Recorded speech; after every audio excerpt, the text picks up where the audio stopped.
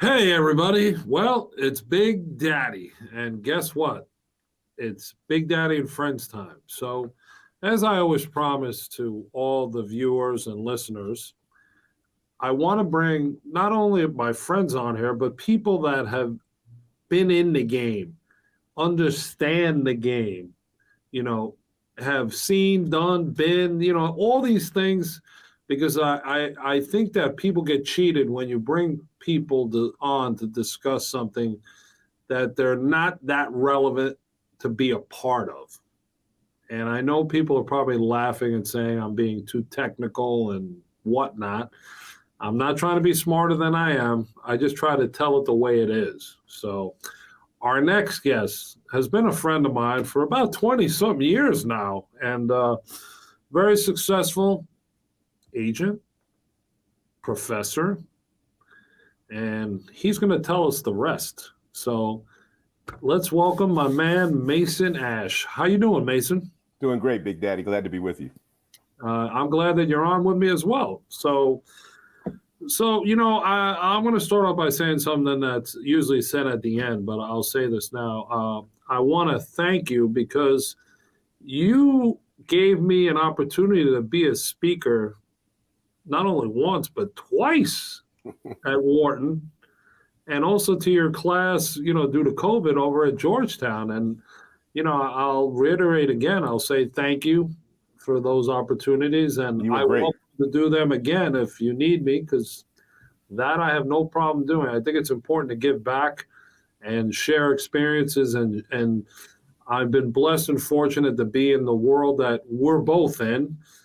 And we've done some of the greatest things, seen some of the greatest things, and met some of the greatest people on this planet. So I think it's important that people realize that, one, it does exist, and two, that these people are just like we are. They're normal. They just happen to be in a different platform and dimension of time, but we're all the same. So I think, again, thank you for that opportunity. So You were great every time, and you touch on things that they had no idea about, the world of insurance and risk maintenance and management. They knew nothing about that stuff. So I appreciate it, and you broke it down so they could understand it, and they realized the necessity for it. well, anytime, like I said, you need me, I'm there. So it's a welcome addition to the Big Daddy, I guess, portfolio, if that's what you want to call it. You do it all, Big Daddy. You do it all. Yeah, I do, but I'm trying to keep it real too. So anyway, first things first. You have 30 years of experience as a sports and entertainment attorney, talent manager, industry advisor, a leader, and you also work at Howard University School of Law and the Wharton School of University of Pennsylvania. What basic principles do you pass on to the students who are just beginning to enter the world?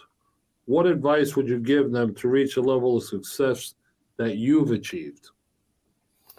Well, first of all, thank you for having me on with you. And I'm also of counsel at a firm called Blank Room, a law firm. It's a national law I firm. forgot to put that in there. I apologize. Yeah, no, it's okay. And I did 10 years at Howard. I just passed the torch at Howard Law School to one of my former students, actually, who is out in the world doing things as a sports lawyer. And I felt really proud to be able to help the school find my successor, and he's doing great. So, but I did 10 years at Howard Law School.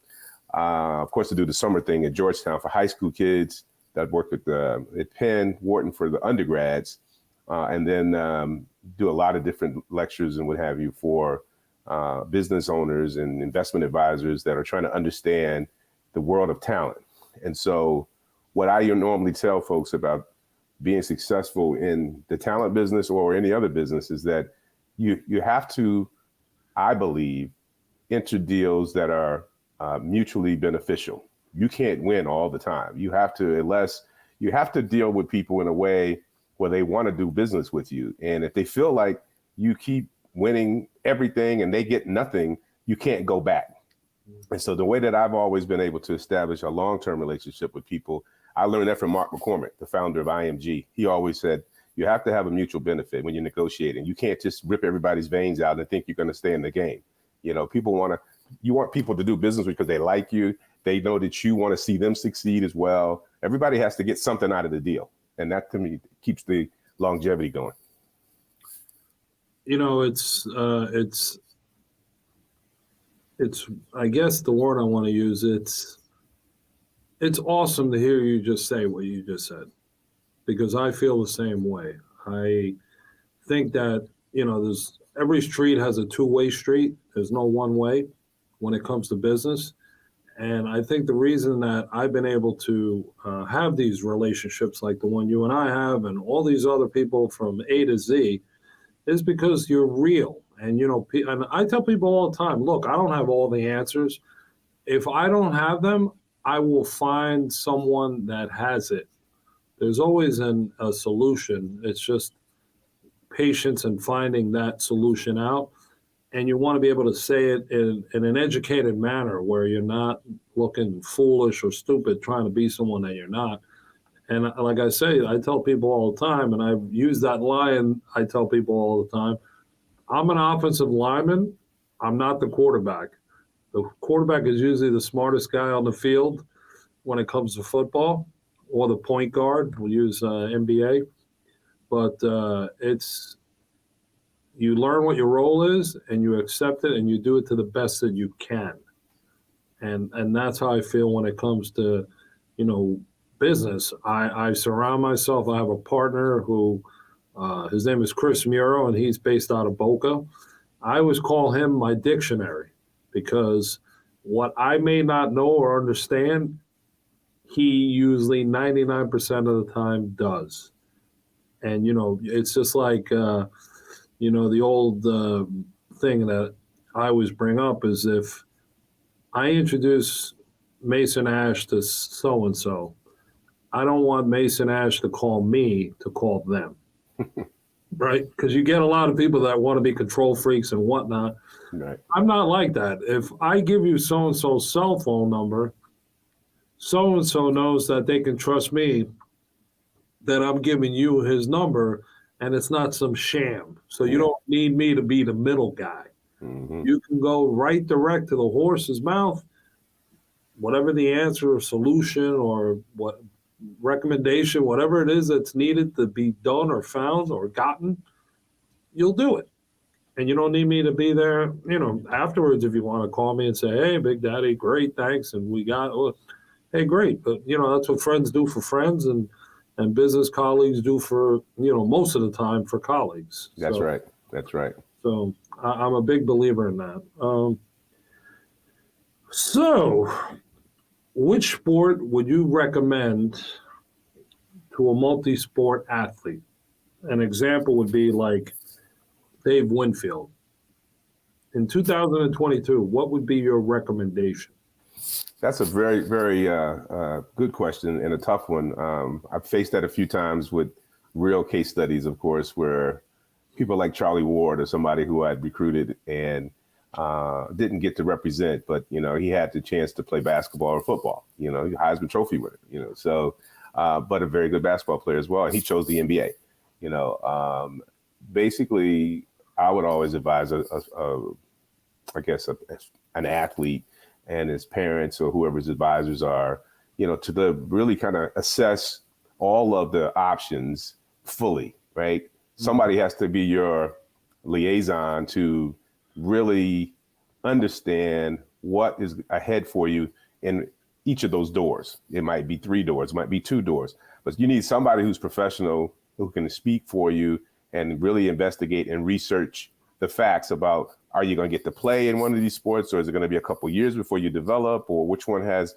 So first of all, there's 3 buckets of revenue that I always advise people about if you're a talented athlete. First bucket is your contract with your team, right? And where you get drafted impacts that. And if you get to play on the field, it impacts your ability to get a free agent deal later and maximize your earnings. The second bucket is, if you're really good in bucket 1, then you get the second revenue stream to endorse somebody's product or service because you're really good as a pro. And bucket one, bucket two exists because you either have a following on social media or just people like you, and there's a lot of following. So if you are to drive a certain car or if you are to pitch a certain product or service, people are going to follow you. So you get revenue for that, endorsements or appearances and signing stuff, all that kind of thing. But bucket three is the difficult one that helps assess where you should go. It's the intellectual property, right? People make money on copyrights, trademarks, or patents in the intellectual property bucket. And so someone like an Arnold Palmer made more money with his deal with Arizona Tea, creating the Arnold Palmer Tea trademarked than he did playing golf, right? Or somebody like a Michael Jordan, the Jordan brand logo made him more money with Nike than playing the game in bucket one, right? So you got three different revenue streams that you want to maximize. And so if you're asking me about a player who has two or three different sports that he could potentially play or she could play, let's look at the buckets. Can we fill up all three buckets in all of those options? And if one of those options doesn't fill up a bucket, that may have to be my second choice instead of my first choice for a player. So you want to maximize your ability to earn as much money as you can to monetize your talent or your digital content. Or if you come up with a logo or you copyright or you do some kind of a, write a book or you got some kind of blog or you got whatever it is that you can do copyright royalties on, you got to look at all of those different categories and see where you can max out the most. Well, I loved how you mentioned Arnold Palmer. I have very strong ties to that company, Arizona Iced Tea. Oh, is that right? Yeah, Don Voltaggio was the owner. Very great man, good people, very generous. He's involved in a lot of things that I do. I have a big golf outing. They're a big sponsor. Big Daddy U football camp. They support that. So that's like a third home for me. I pop in there pretty much at minimum once a week. I'm either at their corporate offices in Long Island or they have their huge distribution center over in New Jersey. So I've partaken a few of those Arnold Palmer. Well, let me add though too, I guess, along with monetizing the talent, which of the sports that are the options does the player have the most passion for? We have to add that in there because a player who doesn't have a passion is just going to be going through the motions, and I've had clients who are drafted very early because it seemed like the one that they might make the most money, but they didn't really like the game. And that's the worst thing. It's the worst thing to see a guy out there running, faking it and going through the motions just for the money. And he doesn't have a passion for the game. He hasn't studied the game. He doesn't know who played before him in his position. It's terrible to watch that. So it definitely would have to be also, more importantly than anything, what does the player have a passion for? Got it. Yeah, it's the drive comes from the heart and the smarts come from the brain. It's on most occasions, but I totally understand that point of view. In 40 years from now, God willing, we're all around. What professional sport do you think will be the biggest and most lucrative? Wow, what professional sport could be? Rocket racing or something. Who knows? I mean, Beat me up, Scotty. Yeah, maybe the Jetsons. Everybody has a backpack and we're flying all around the place. That's interesting. I can't see, the current scenarios staying the same. I can't see football or soccer continuing to be the number one, watch sports, I guess, 40 years from now. I have a feeling that technology is going to impact that some sort of way, and if you look at video gamers right now, they're making a ton of money. Teenagers are making money playing video games, creating games. I have to think that gamers are going to have to impact this in some kind of way, but I don't know if they would be the most lucrative sport or the most famous sport. But I have a feeling technologies that we're not even aware of yet is going to impact how competition is consumed and organized 40 years from now. All right. So listen, every year, so many NBA top 10 picks, they don't live up to the hype. Why is that? Are they overpaid initially? Does that limit players' drive? Well, first of all, we got to be honest with ourselves. Like, a person who is a phenomenal college player or have a great deal of success on the college level, there is no guarantee that that is going to translate on the pro level. It's a different game. And sometimes players either, lose their drive, or they are playing against tougher, stronger, faster players. The game is just a different game. And so scouts have a tough job of trying to assess somebody from film, or interviewing them in person, or doing all the analytics that people believe, can predict the future success of a player. I don't think you can measure someone's heart through analytics. I think you got to really interview this person. You got to see what their purpose and reason for playing the game, but it's sometimes I think the system, does not predict success I guess as reliably as we would like to think. And sometimes people are late bloomers.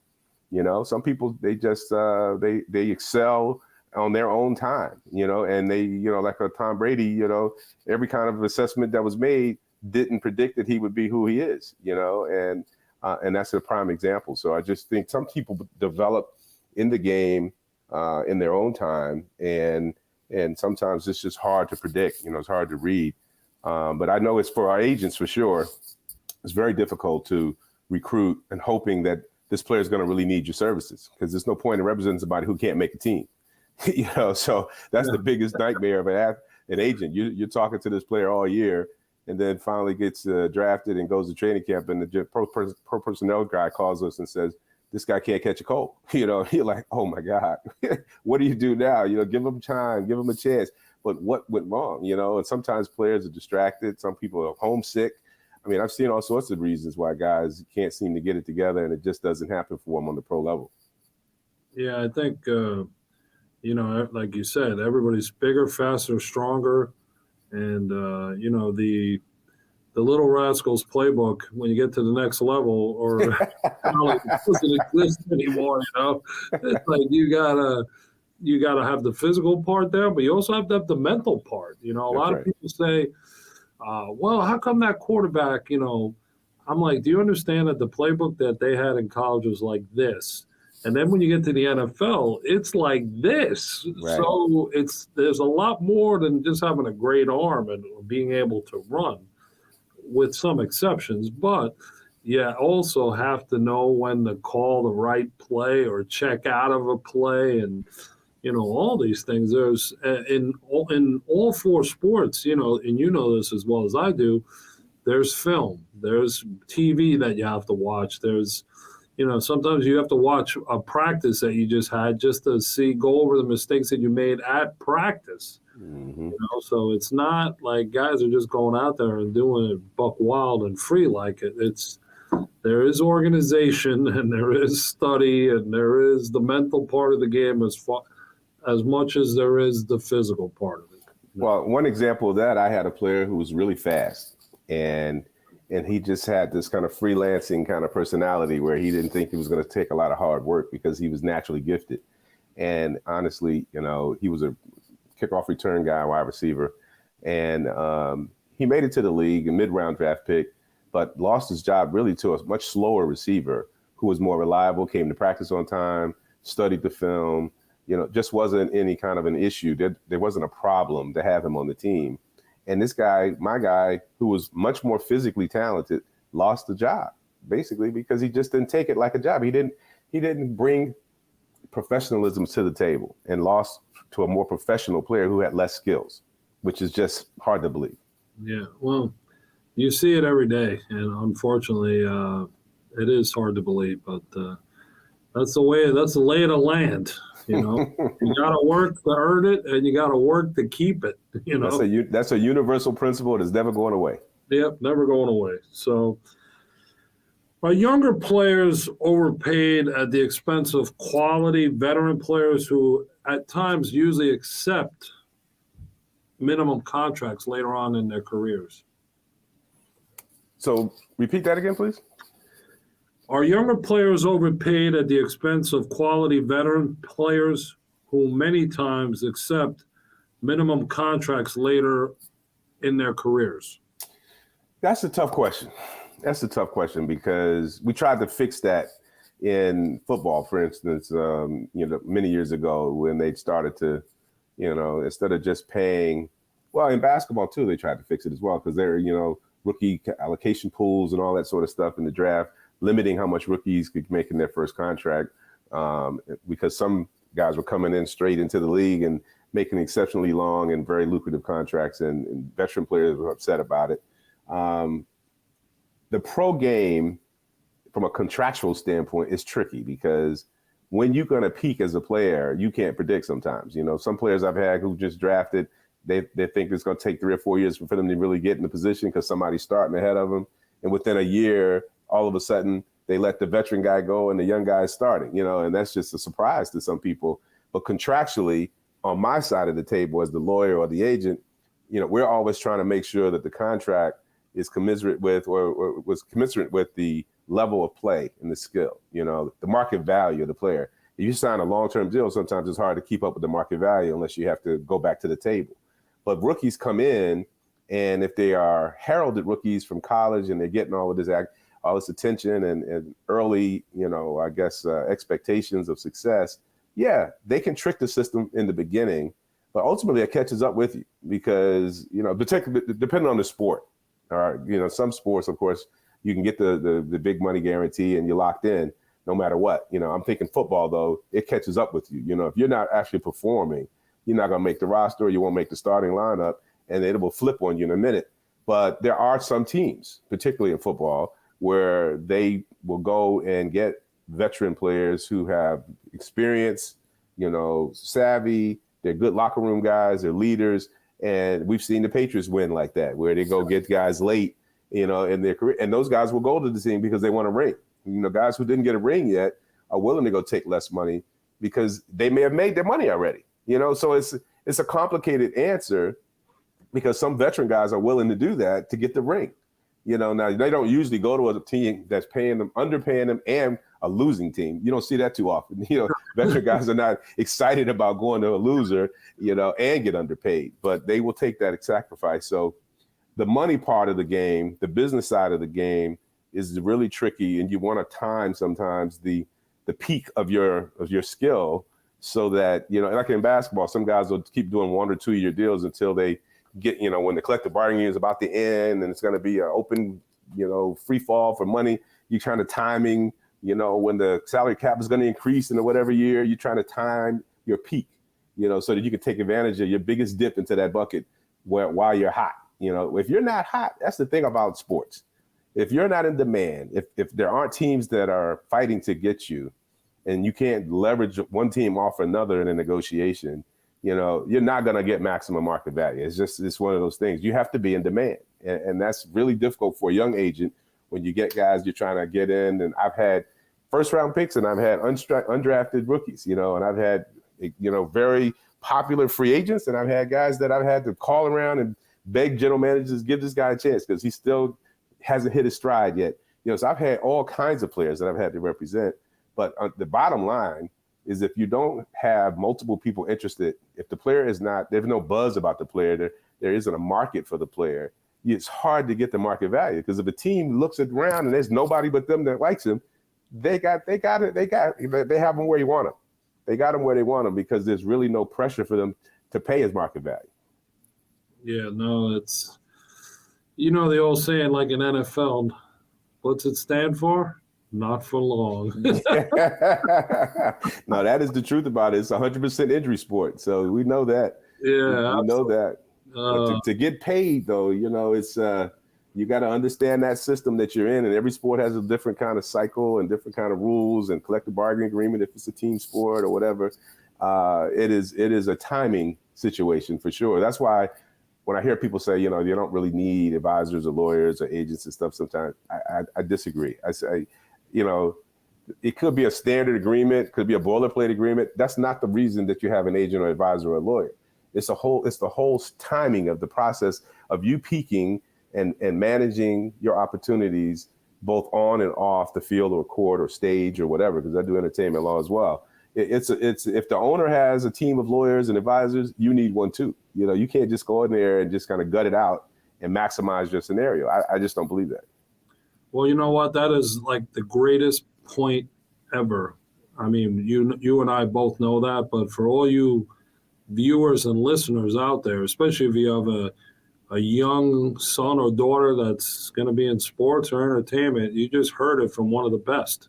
So make a mental note, save this recording for later on when you need it, but you just heard it. That is great sound advice that you just heard from Mason Ashe. So make a note. Now here's the fun part. Now we can have a little laugh and fun. So, if Michael Jordan is the greatest, who's the second greatest? Is it Bill Russell, Kareem, LeBron? What do you got, Mason? Wow. In basketball, of course, we're talking about. Basketball, yeah. Okay. Oh, wow. Who is the greatest? It's hard to say anybody was better than Bill Russell. He did so much for his team, his city, the game. I would have to say Bill Russell. Okay. What's the craziest contract stipulation that you've ever negotiated? The craziest. I think these weight clauses were crazy back in the day, but I had certain players to refuse to sign them, so that was easy. And if the player had leverage, I could exit out for sure. The craziest contract, I'm trying to think, that would be the most creative of one. I don't know. Oh man, I don't know if it's crazy or not, but I did a shoe deal for our athlete, and not only was he going to get, a base kind of minimum amount per year, but he was fortunate to be in the launch of a new brand and was able to get royalties on that brand for the life of, whatever. I mean, and that's like crazy. I mean, that's amazing when you are such a star player that they're willing to not just pay you a salary for your name, image, and likeness, if you will, but they also are cutting you in on the equity of the growth of the brand. And that to me is the best deal possible. I mean, you even when you're retired, you're still making that money. You're like an equity shareholder, and so to me, those are the kind of deals that you want to get for a player who is helping a brand get eyeballs and get people to try it. That's the best case scenario. So you never undersell yourself at that point. You grow, you ride the wave with the brand. Wow. Yeah, that's a good deal. I'm going to give you my answer after you answer this question. What's the best restaurant in Washington, D.C.? The best Ooh, I'm a foodie, so this is interesting. Me too, obviously. That's dangerous to even say it, though. And I know you wouldn't say it if I asked you the best one in New York, because you got a bunch of people that love you in New York. You wouldn't say it. Yeah, it'd be tough. It would be. I have to go 1 through 5. In D.C. Well, the Woodmont Grill is one of my favorites. That's up in Bethesda, though. It's not really D.C. Woodmont Grill is it reminds you of old Houston's back in the day, but it's a community restaurant that it might even be owned by the same people that used to own Houston. It looks like a Houston's, but they always have a great menu. If not there,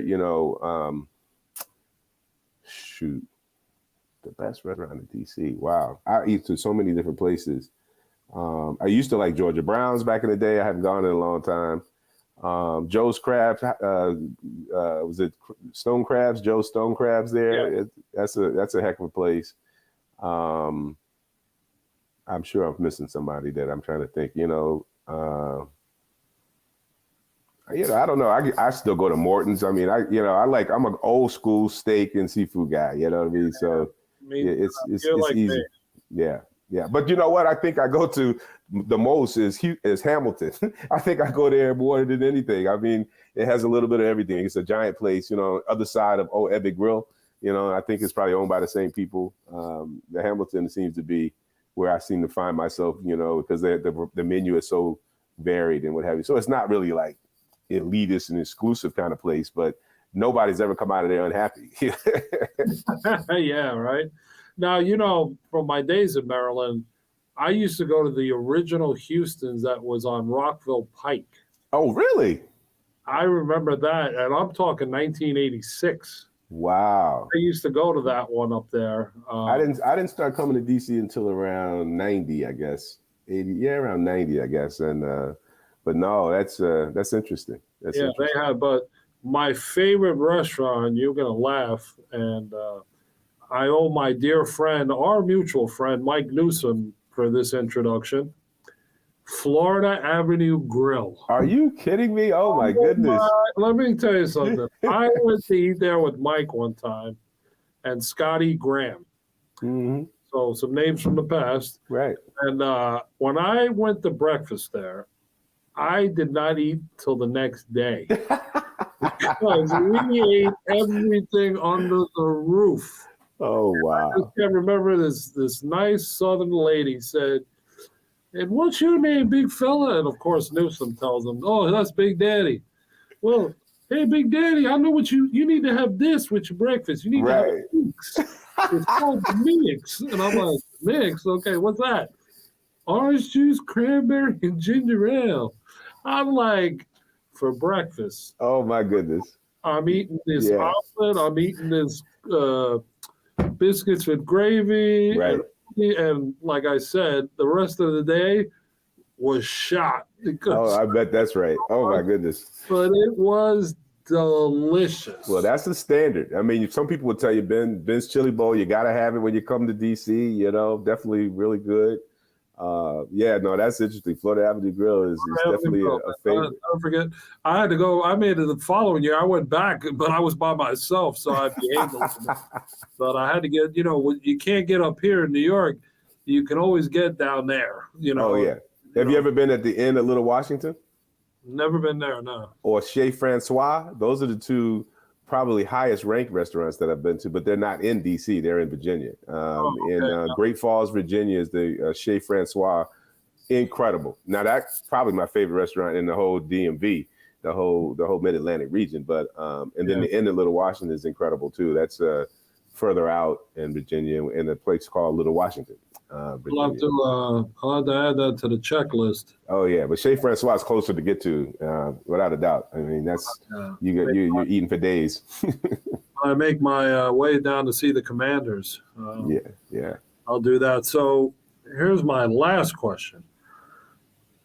What's your favorite jazz record of all time? Wow, my favorite jazz record of all times.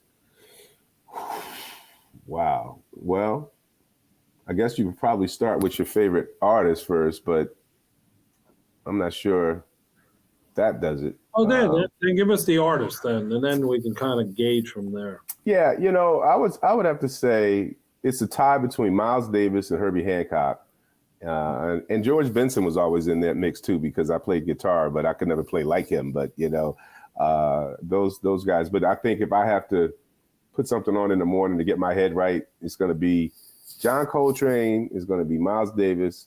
Herbie's a little more active, his music, but yeah, it would probably be John Coltrane or Miles Davis, and All Blues by Miles Davis is probably the one that stands out in my head.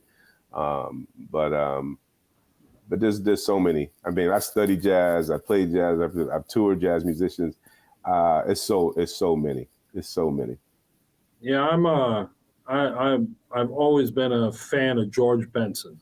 Yeah. Oh yeah. And every time obviously his one hit, "Give Me the Night," Mm-hmm. I'd watch that video and I'm like, my man could sing, Yes. he can play the guitar, and he's roller skating at the same time. I'm like, oh, man. That's a bad dude. He's a bad dude. But you can't miss Al Jarreau and all that stuff. I mean, those back in the day, those guys were amazing. Jaco Pastorius on the bass, I mean, oh my gosh. I mean, it's jazz has something for everybody, I believe. That's why I'm actually chairman of the Washington Jazz Arts Institute, so we actually run a nonprofit, no charge, lessons every weekend for high school kids, basically, who want to learn the music and try to get a a scholarship, into a conservatory. And we kind of help feed into Duke Ellington High School.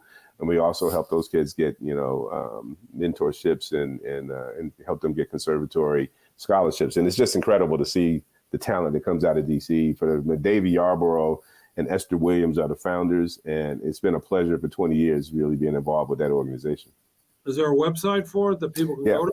WJAI.org. WJAI.org. Washington Jazz Arts Institute. Well, there you have it. Go get it. They're there to help. They're there to help. You never know. You might get that scholarship that you're looking for, and you just have the musical tool at your disposal. That's right. Take advantage of it. That's what I tell people all the time. You have so many opportunities, and then a lot of people let these opportunities slip through their fingers. Right. And most of the time, it's knowing where to go. And you just said it. So for all you young and inspiring musicians out there, get to that website, check it out. You never know what might happen. There may be magic there for you. So, Mason, where can everyone find you on social media? Because, the world is all social media. Everybody's got everything. Everybody's, I just learned what TikTok was about 2 weeks ago. Well, I don't want to see you on TikTok. Stay off of that thing, right? Yeah, I ain't going to be up there dancing or anything. Yeah, exactly, right? A little bit out of Big Daddy League, but everything else. But just give everybody a little quick run of where they can find you. Yeah, I'm on LinkedIn, for business purposes. I think it's one of the best things, for business owners and students that are trying to get into business. So I definitely recommend LinkedIn. My daughter works at LinkedIn, so I'm kind of proud. I'm a little biased to that as well. One of my former classmates was his first CEO at LinkedIn as well, and took it to $1 billion valuation. So I was really proud of that. Oh, wow. But I would say I'm on Instagram, but not as much anymore. I don't do Facebook much anymore. And from a social media standpoint, I would say LinkedIn would probably be the best, for business purposes. Well, again, Mason, I want to say thank you for joining me on Big Daddy and Friends and sharing the wealth of knowledge that you just gave in this interview. You tell people the way it is, and you give sound advice. And again, all you young athletes, all you parents that are looking for someone with knowledge of the game, been there, done it, Mason Ashe is your guy. So you're very kind to say that. I'm not doing the agent much anymore. It's more of the lawyer stuff to help the families, right? And the legal advice and helping them keep their talent world in order and keeping people accountable who promise them things. That's what I've dedicated my career to now, and teaching. So explaining and getting the information to folks so they can make educated decisions. That's really what it's about. Well, now that I stand corrected now. So you just heard Mason tell you what he does and how he can help you. So reach out to him and don't make any excuses. You just heard it. He can help you. So Mason, until next time, I thank you for coming on Big Daddy and Friends. And like I always say, whenever you need me, just give me a holler. I'm there for you. Anytime. Appreciate it. You got it. So Godspeed. Everyone, until next time, we'll see everybody real soon on Big Daddy and Friends.